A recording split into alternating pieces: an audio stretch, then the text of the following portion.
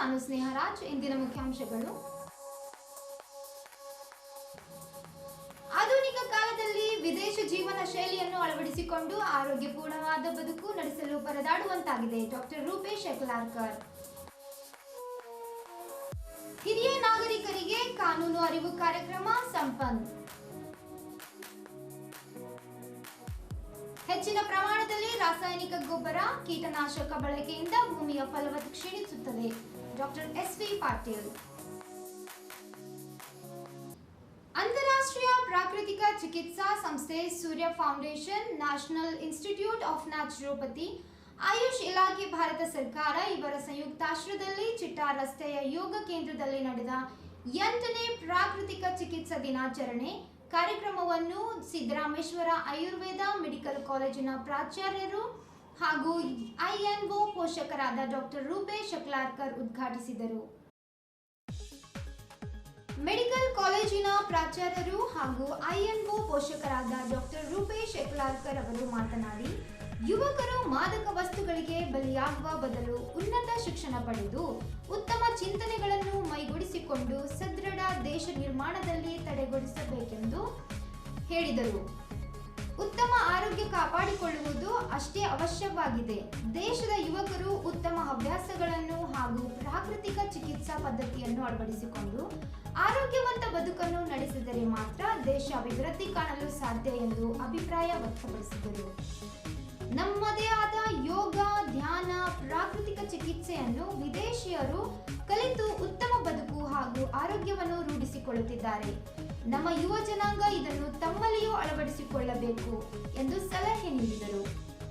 ಇನ್ನೂ ಹೆಚ್ಚಿನ ಪ್ರಚಾರ ಹಾಗೂ ಪ್ರಸಾರದ ದೃಷ್ಟಿಯಿಂದ ಪ್ರತಿ ವರ್ಷ ನವೆಂಬರ್ 18ರಂದು ರಾಷ್ಟ್ರೀಯ ಪ್ರಕೃತಿ ಚಿಕಿತ್ಸಾ ದಿನವನ್ನು ಆಚರಿಸಲಾಗುತ್ತಿದೆ ಎಂದು ತಿಳಿಸಿದರು.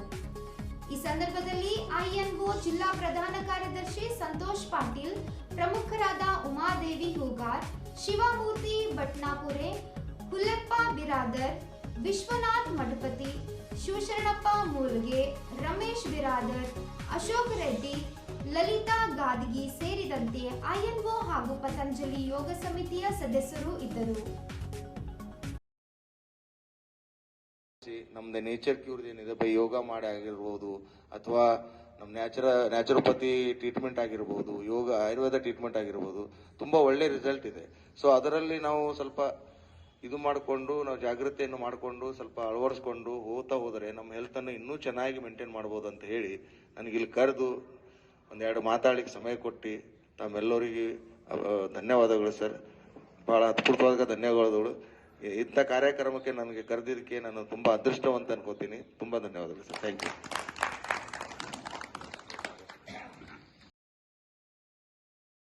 ಜಿಲ್ಲಾ ಕಾನೂನು ಸೇವೆಗಳ ಪ್ರಾಧಿಕಾರ, ಜಿಲ್ಲಾ ವಕೀಲರ ಸಂಘ, ಮಹಿಳಾ ಮತ್ತು ಮಕ್ಕಳ ಅಭಿವೃದ್ಧಿ ಇಲಾಖೆ, ಜಿಲ್ಲಾ ವಿಕಲಚೇತನ ಹಾಗೂ ಹಿರಿಯ ನಾಗರಿಕರ ಸಬಲೀಕರಣ ಇಲಾಖೆ ಬೀದರ್ ಇವರುಗಳ ಸಂಯುಕ್ತಾಶ್ರಯದಲ್ಲಿ ನಗರದ ಬಾಲಭವನದಲ್ಲಿ ಹಿರಿಯ ನಾಗರಿಕರ ಮತ್ತು ಪೋಷಕರ ನಿರ್ವಹಣೆ ಮತ್ತು ಕಲ್ಯಾಣ ಕಾಯ್ದೆ 2007 ಅಂಗವಾಗಿ ಕಾನೂನು ಅರಿವು ಮತ್ತು ನೆರವು ಕಾರ್ಯಕ್ರಮವನ್ನು ಹಿರಿಯ ಸಿವಿಲ್ ನ್ಯಾಯಾಧೀಶರು ಹಾಗೂ ಜಿಲ್ಲಾ ಕಾನೂನು ಸೇವೆಗಳ ಪ್ರಾಧಿಕಾರರಾದ ಸದಸ್ಯ ಕಾರ್ಯದರ್ಶಿಗಳಾದ ಪ್ರಕಾಶ್ ಅರ್ಜುನ್ ಬನ್ಸೋಡೆ ಉದ್ಘಾಟಿಸಿದರು. ಜಿಲ್ಲಾ ಕಾನೂನು ಸೇವೆಗಳ ಪ್ರಾಧಿಕಾರದ ಸದಸ್ಯ ಕಾರ್ಯದರ್ಶಿಗಳಾದ ಪ್ರಕಾಶ್ ಅರ್ಜುನ್ ಬನ್ಸೋಡೆ ಅವರು ಮಾತನಾಡಿ, ಹಿರಿಯ ನಾಗರಿಕರ ಮತ್ತು ಪೋಷಕರ ನಿರ್ವಹಣೆ ಮತ್ತು ಕಲ್ಯಾಣ ಕಾಯ್ದೆಯ 2007 ಕುರಿತು ಸವಿಸ್ತಾರವಾಗಿ ತಿಳಿಸಿದರು. ಬೀದರ್ ಜಿಲ್ಲಾ ಅಂಗವಿಕಲರ ಕಲ್ಯಾಣ ಇಲಾಖೆಯ ಅಧಿಕಾರಿ ರತ್ನ ಸುಭಾಷ್, ಜಿಲ್ಲಾ ವಕೀಲ ಸಂಘದ ಅಧ್ಯಕ್ಷ ಸಣ್ಮುಖಯ್ಯ ಬಿ ಸ್ವಾಮಿ ಅವರು ಹಿರಿಯ ನಾಗರಿಕರ ಕುರಿತು ಮಾತನಾಡಿದರು. ಉಪನ್ಯಾಸಕರಾಗಿ ವಕೀಲ ಅಬ್ದುಲ್ ವಾಹಿದ್ ಅವರು ಜಿಲ್ಲಾ ಕಾನೂನು ಸೇವೆಗಳ ಕುರಿತು ಮಾತನಾಡಿದರು. ಈ ಕಾರ್ಯಕ್ರಮದಲ್ಲಿ ಜಿಲ್ಲಾ ಕಾನೂನು ಸೇವೆಗಳ ಪ್ರಾಧಿಕಾರ ಹಾಗೂ ಮಹಿಳಾ ಮತ್ತು ಮಕ್ಕಳ ಅಭಿವೃದ್ಧಿ ಇಲಾಖೆ, ಜಿಲ್ಲಾ ವಿಕಲಚೇತನರ ಹಾಗೂ ಹಿರಿಯ ನಾಗರಿಕರ ಸಬಲೀಕರಣ ಇಲಾಖೆಯ ಸಿಬ್ಬಂದಿ ವರ್ಗದವರು, ವಿಕಲಚೇತನರು ಹಾಗೂ ಹಿರಿಯ ನಾಗರಿಕರು ಸೇರಿದಂತೆ ಆರೈಕೆದಾರರು ಉಪಸ್ಥಿತರಿದ್ದರು.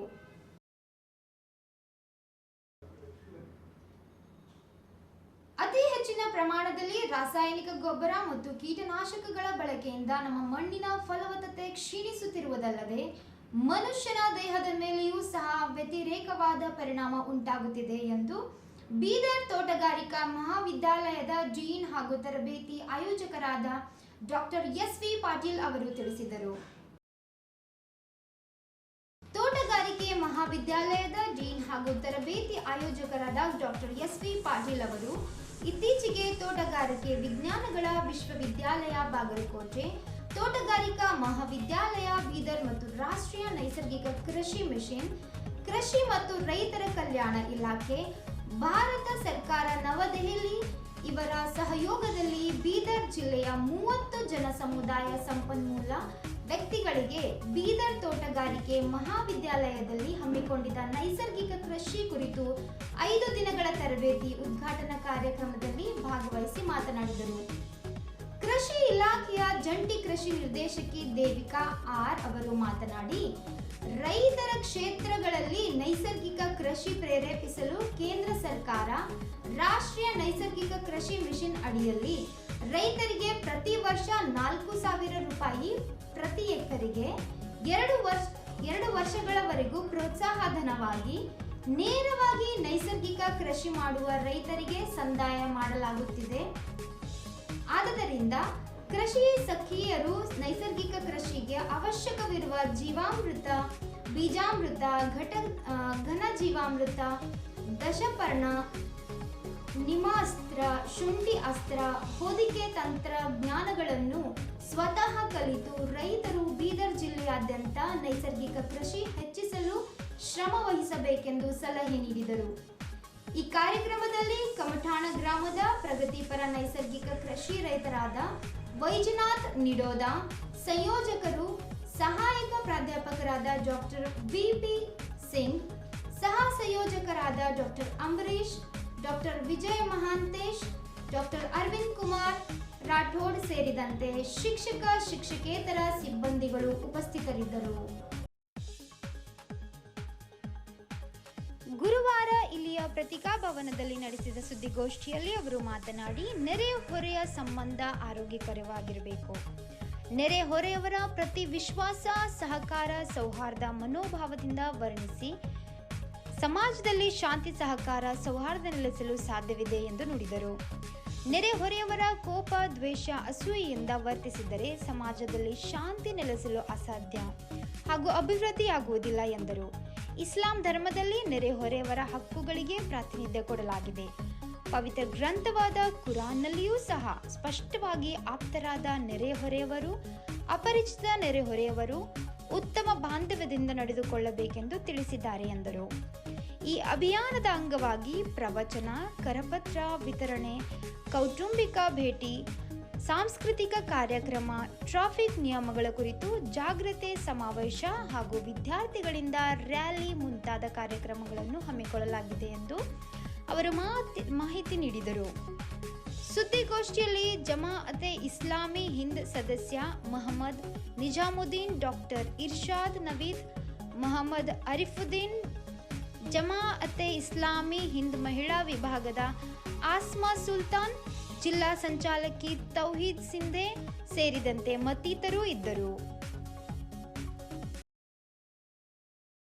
जमात इस्लामी की तरफ से खैर मुकद्दम है। अल्लाह ताला हमारे यहाँ आने को कबूल फरमाए।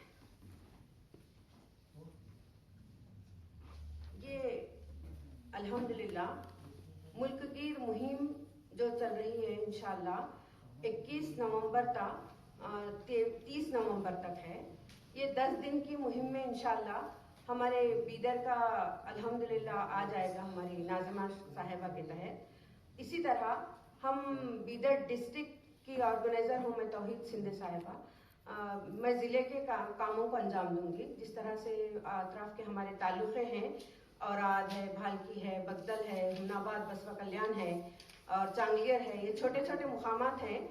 इन मुकामात पर हम खुसूसी तौर पर जो हमारी ये मुहिम चल रही है, मुल्क की मुहिम चल रही है, तो इंशाअल्लाह हम कोशिश करेंगे कि पड़ोसियों को के साथ किस तरह रहना है, इनके बारे में जब जमात को इस बात की अशद ज़रूरत महसूस हुई तो इसलिए ये मुहिम को उठाया गया है।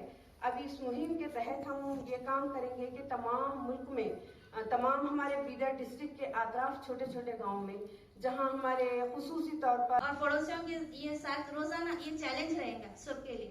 तो ये 10 दिन पड़ोसियों के साथ करना है और पड़ोसियों के साथ मिलकर क्या है पौधा लगाना है। इसकी देखभाल के बहाने पड़ोस एक दूसरे से गुफ्तगू करेंगे ताकि एक दूसरे से इस पौधा लगाने की वजह से क्या है एक दूसरे से मुलाकात का ये एक जरिया बने करना है। हर वो शख्स जो इंसानी कदरों, अखलाकियत और खैरख्वाही को फरोग देना चाहता है इस मुहिम का हिस्सा बन सकता है। पड़ोसियों के दरमियान जो फासलों को खत्म करना है। आजकल की जो मसरूफ जिंदगी में लोग एक दूसरे से दूर होते जा रहे हैं। ये मुहिम चाहती है कि दरवाजे खुले और दिल मिले और ताल्लुकात दोबारा जिंदा हो।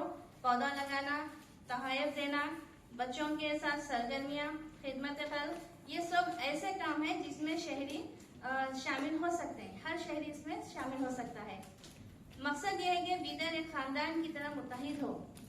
घरों और मोहल्लों को जोड़ने में खवातीन सबसे अहम क्या है रोल अदा करती हैं। इसीलिए इस मुहिम में खवातीन की सरगर्मी शमूलियत की खुसूसी अपील है ताकि पूरा बीदर मुस्बत तब्दीली महसूस करे।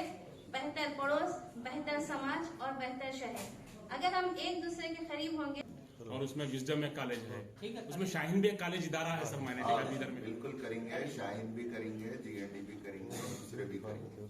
साहब आपके ऑर्गेनाइजेशन का इंटेंशन तो बहुत अच्छा है साहब, आप बधाई के पात्र हैं, आप इसके ऊपर काम कर रहे हैं। खराब हो गए इधर पड़ोसी की जब बात देने का देखो तो खाली इधर का सबसे बड़ा प्रॉब्लम है अम्बेडकर चौक से जवान चौक, क्या इधर नया कामान से चौबारा, हर जात हर मजहब के लोग एनक्रोचमेंट ही करे। कोई नया आदमी अंदर आने के लिए डरता, भंडी रहते या दुकान में एक जात और एक इससे नहीं कर रहा बात। हर कास्ट के लोग चाहे मुतालिक आप कुछ बहुत सही है।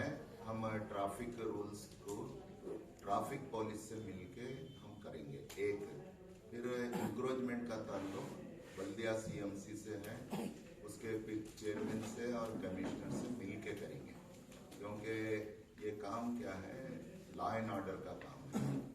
आप जैसा बोले ये किसी जात बिरादर और ये किसी एक सोशल रिलीजियस ऑर्गेनाइजेशन के बस की बात नहीं है। ये बाज़ाब्ता डिपार्टमेंट है, मिनिस्ट्री है उसकी। हम उनको लेंगे, उनको ये मुहिम में हमारे है वो। और हरीश गुप्ता साहब को भगवान हेल्थी वेल्थी रखे। आप जैसा कि जानते हैं 12-14 साल हो गए उन्होंने वाइडनिंग किया था, लेकिन अब उसके बाद ऐसा दिख रहा है कि फिर जरूरत है। शहर बढ़ रहा है, आबादी बढ़ रही है, मार्केट्स अब डिसेंट्रलाइज हो रही है, ऑटो वालों का। और आप जो बात बोल रहे हैं बहुत सही है। जरा इधर अंदर शहर में ट्रैफिक वाले भी सख्ती नहीं कर रहे। छोड़ दे रही, बढ़ने वालों को छोड़ दे रही, ऑटो वालों को छोड़ दे रही। क्यों इम्प्लीमेंट नहीं करते भाई? एक तरफ पार्किंग, एक तरफ पार्किंग। यही सब रहीम खान साहब से पूछे तो साहब गरीब लोगों को कैसे मारना बोल रहे कर रहे करके काम दे रहे मतलब बढ़िया इंडिया लगाने वाले गरीब लोग करके खा रहे वो काम। बहरहाल इस हद तक हम कह सकते हैं आपका मशवरा अच्छा है। हम ये 2 डिपार्टमेंट से कंटेक्ट करके उनको जिस हद तक भी कर सकते हैं। फिर शहरियों के लिए भी हम क्या है ग्रुप मीटिंग, कार्नर मीटिंग करेंगे, करके उनको भी एजुकेट करेंगे कि हमसे किसी को तकलीफ ना हो और दूसरे से किसी को हमको तकलीफ ना हो। ट्रैफिक रूल्स हैं, कैसा करना क्या है, लेकिन जाहिर है ये लॉ एंड ऑर्डर का मसला है, वो करेंगे। जी नेक्स्ट, थैंक यू, अच्छा सजेशन। ऑर्गेनाइजेशन का 10 डेज का एक कैंपेन चला रहा है आपका, ये वेरियस प्रोग्राम्स आप लिए, इसको फंड कैसा मैनेज कर रहे हैं? ये फंड की बात है, चूंकि मैं स्टेट का एडवाइजरी काउंसिल का मेंबर हूँ और मैं समाज से 40 इयर्स से कनेक्टेड हूँ और जमात से भी 1985 से 2025 है। बहरहाल हमारा एक फंड का एक अनोखा सिस्टम है यहाँ फंड ऊपर से नहीं आता, नीचे से ऊपर जाता है। तो हम यहाँ पर अपने मेंबर्स, एसोसिएट्स, यानी उसको हम बोलेंगे अरकान उर्दू में, और हमारे कारकुनान और हमारे वाबिस्तगान जो हमसे जुड़े हैं, उनकी बड़ी टीम है हमारे पास। और ये टीम सबसे पहले डोनेशन देती है, उसको उर्दू में बोलते हैं एआनत। उसका सही तर्जुमा डोनेशन से भी नहीं होता, वो दान नहीं है, वो इस कार्य खैर यानी ये कामों को चलाने के वास्ते उन्होंने अपनी गाड़ी कमाई का